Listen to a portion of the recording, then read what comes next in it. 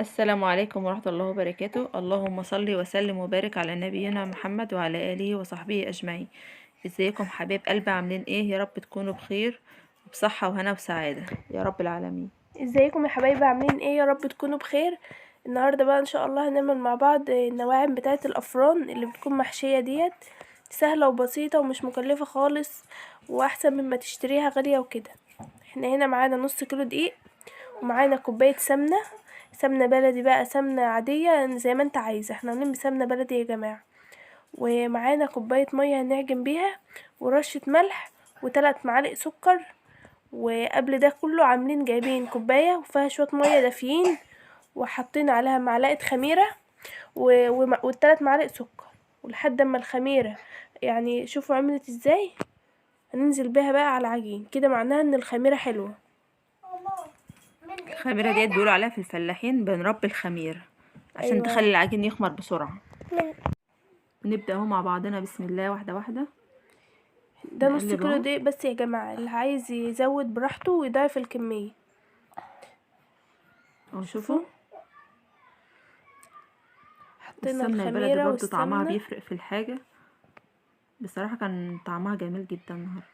هنبدأ نعجن بقى بكوباية المية دي، وياريت اللي نستخدمه يكون دقيق نوعه كويس يعني. احنا في الفلاحين بيكون عندنا كلنا دقيق عاملينه، مش بنشتريه من السوبر ماركت الاكياس والكلام ده. نبدأ نعجن اهوت. هي بتبقى العجينة معانا لابسة سنة، بتحسي كأن زي هي عجينتها زي الكحك، بس الكحك بيبقى ناعم شوية عن النواعم دي. هي آه، بتبقى جميلة، بنحشيها بقى زبيب وجوز الهند بتبقى طعمها حلو وناعمة وجميلة. وعلى فكرة سهلة وما بتاخدش وقت. لا، ده هي حاجة أهم حاجة بسيطة. بس تخليها تخمر. ايوه.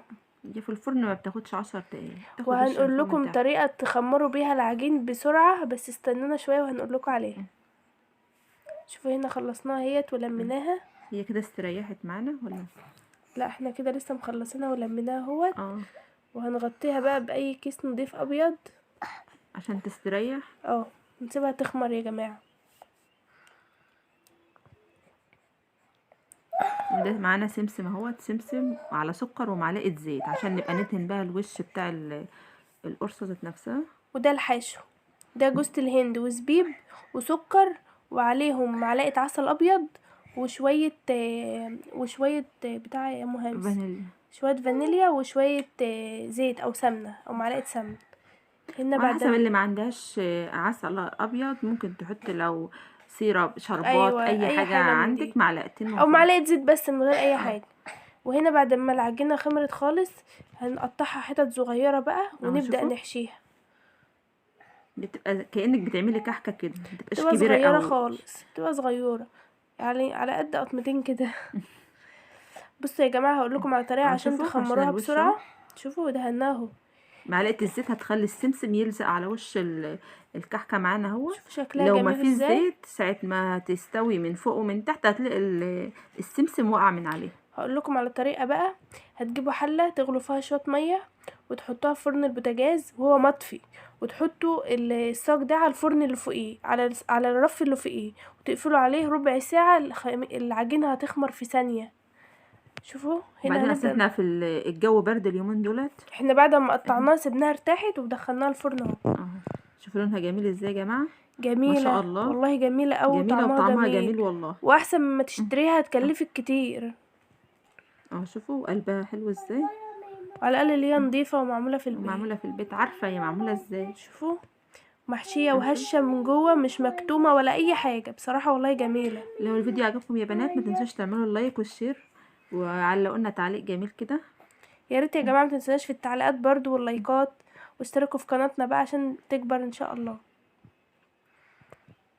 شوفوا يا جماعة، بصراحة والله جميلة هي وهشة. جميلة بألف هنا للي ياكل، بصراحة هي تحفة. واللي يجربها يا جماعة يا ريت يكتب لنا في التعليقات.